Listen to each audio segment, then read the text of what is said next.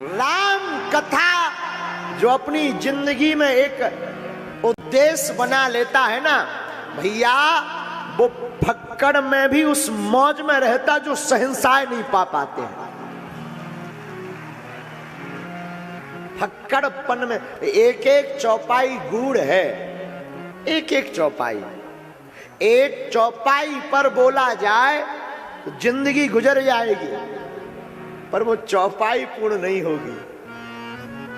इसलिए भैया जितने भी यहां बैठे हैं ना, कक्का हरो हमारा निवेदन है, पूछो का सुबह नहीं तो शाम रोज 5 चौपाई पढ़ना प्रारंभ कर दो, आपकी जिंदगी में हर प्रश्न का उत्तर मिलना प्रारंभ हो जाएगा।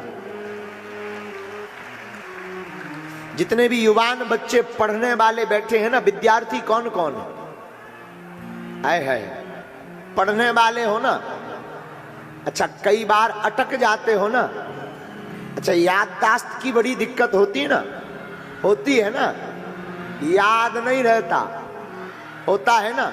सुनो, आज ही गांठ बांध लो, हम 12वीं तक पढ़े हैं और बीए प्राइवेट करे हैं, लेकिन स्कूल ही नहीं गए ढंग से। जाते थे तो मास्टर कह देते थे तुम मत पढ़ो, गए हैं कम गए, क्योंकि हम जैते से वही शुरू हो जाते तो हस्तरेखा, गड़बड़ हो जाता था सब। मास्टर कहते थे तुम मत आया करो, हमने कहा नाम कट जाएगा, बोला तुम्हारा नहीं कटेगा। हमें पेपर के दिन याद रहता था कि आज जो है अर्थशास्त्र का पेपर है। लोग हमसे पूछते थे 11वीं के बाद कि आप काहे से पढ़ रहे हो, तो हम कई बार आर्ट को साइंस कह देते थे और साइंस को आर्ट कह देते थे। लेकिन सच बता रहे, व्यासपीठ से झूठ नहीं बोल रहे, हमने रामायण रोज पढ़ी अपनी माता जी की आज्ञा से।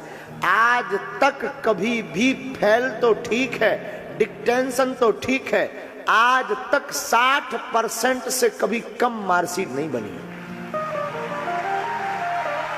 रुको तो 12वीं का तो पूछो, 12वीं में ये भाई साहब 70 पर 4 74% लेकर आए हैं।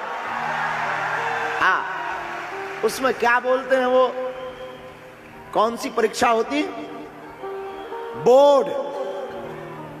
बोर्ड की परीक्षा। रुको रुको, भाग्य को भूत कमाता है। 5000 रुपया उस वक्त हमको प्रिंसिपल दिए रहे, क्योंकि हम फर्स्ट आए रहे। अभी रुको तो, अब पूछो पेपर कैसे भया? हम जाते थे तो राम लिख के सीताराम, तुम मत लिखना।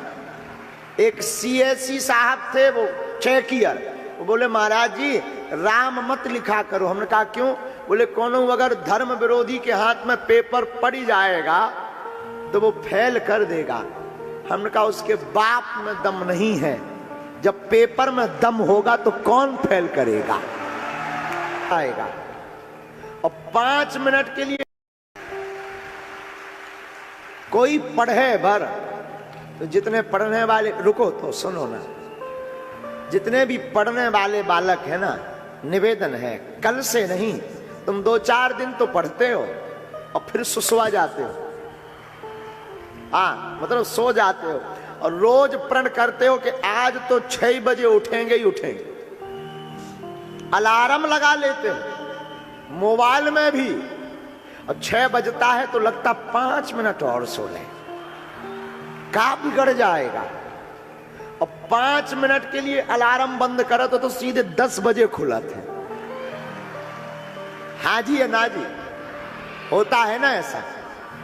रात को 5 चौपाई पढ़ो। कितनी?